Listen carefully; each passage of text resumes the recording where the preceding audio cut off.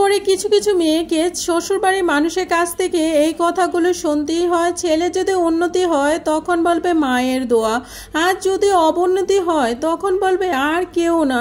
এই বউ বাসায় আসার পর থেকেই আমার ছেলেটার একটা না একটা বিপদ লেগেই আছে। এক মুখে দুই কথায় কিভাবে বলতে পারেন আপনারা? হ্যালো এভরিওয়ান, আসসালামু আলাইকুম।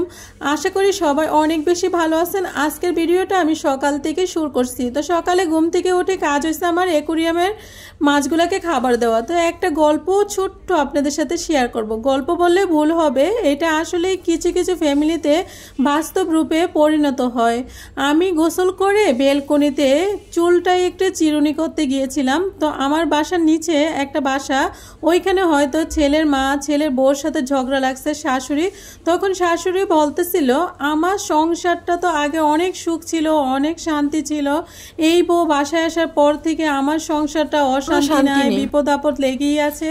তো এটা শোনার পরে আমার একটু রাগই হয়েছিল, হয়তো আমার শাশুড়ি এই ধরনের কথা কখনো বলবে না। তো এই ধরনের কথা যদি কেউ বলতো তাহলে জবাব দিতাম। আমি এগুলা কিন্তু বিশ্বাস করি না কুসংস্কার কথা, কারণ আল্লাহ কখন কাকে বিপদ আপদ দিবে, কখন ভালো রাখবে, অবশ্যই আল্লাহ এটা ভালো জানে। আর মানুষের জীবন তো সুখ শান্তি নিয়েই থাকে। সুখ যখন আসবে বিপদও আসবে, দুঃখ আসবে, এটাই কিন্তু স্বাভাবিক। যাই হোক, অনেক কথা বলে ফেললাম।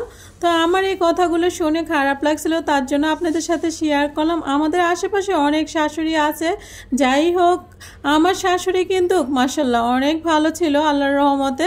তো আমি এখানে কথা বলতে বলতে এখানে আমি রান্না বসিয়ে দিছি। আজকে ছোট ছোট মাছ রান্না করব আমি পুঁই শাক দিয়ে। অনেক মজার একটা তরকারি, আসলে অনেক রকম সবজি ছিল বাসায়, একটু একটু করে সব কিছু নিয়ে নিছি। আর এখানে আমি মাছগুলো একটু হালকা একটু ফ্রাই করে নিলাম, যেহেতু এগুলো মলাই মাছ, একটু বেশি ফ্রাই করলে বেশি করা হয়ে যাবে এই কারণে। তো এখানে দেখেন তরকারি কালারটা এত বেশি সুন্দর আসছে কি বলবো। তো এখানে হালকা একটু গরম পানি করে নিলাম। তো এই যে মাছগুলো দিয়ে আমি একটু চাপাই দিলাম যেন ঝোলটা ভালো করে একটু কষে। তারপরে এখানে পরিমাণ মতো ঝোল দিয়ে দিলাম, দিয়ে আমি এখন এটাকে বেশ কিছুটা সময় ঢেকে রাখবো, যেন যে মশলাগুলো আছে সবগুলো যেন মাছের ভিতরে যেন প্রবেশ করে। তারপরে আমি এখানে করলা ভাজি করব। আজকে পাকনা পাকনা লাল লাল করলা ভাজি করব। তো ওর বাবা আবার এই করলাটা ভাজিটা খেতে অনেক বেশি পছন্দ করতে বলতে কি, যেহেতু ওনার ডায়াবেটিস সেই কারণে বেশিরভাগ সময় খাওয়া হয় এই করলাটা। তো এখানে আমি বেশি করে পেঁয়াজ দিয়ে করলাটা ভাজি করব। আর আমি আজকে যেভাবে করলাটা ভাজি করব এইভাবে করলা ভাজি করলে কখনো তিতো হবে না, আপনারা এভাবে ট্রাই করতে পারেন। তো যেহেতু আমার তরকারি আমি একটু টমেটোটা কেটে রাখছিলাম, তো একটু বেশি হয়ে গেছে, এই কারণে টমেটোটা তো নষ্ট করা যায় না, একটু তরকারিতে দিয়ে দিলাম পরবর্তীতে, কারণ ডালের জন্য ডাল তো অল্প করে রান্না করছি। এই যে তরকারিটা ফাইনাল রূপ কি সুন্দর হয়েছে। তো করলাটা রান্না করবেন এইভাবে, করলা বেশি একটা সময় ঢেকে রাখবেন না, আর হয়েছে বেশি নাড়ানাড়ি করবেন না, তাহলে করলা তিতো হবে না। তো যাই হোক, আমি আর বেশি ভিডিওটা বড় করব না।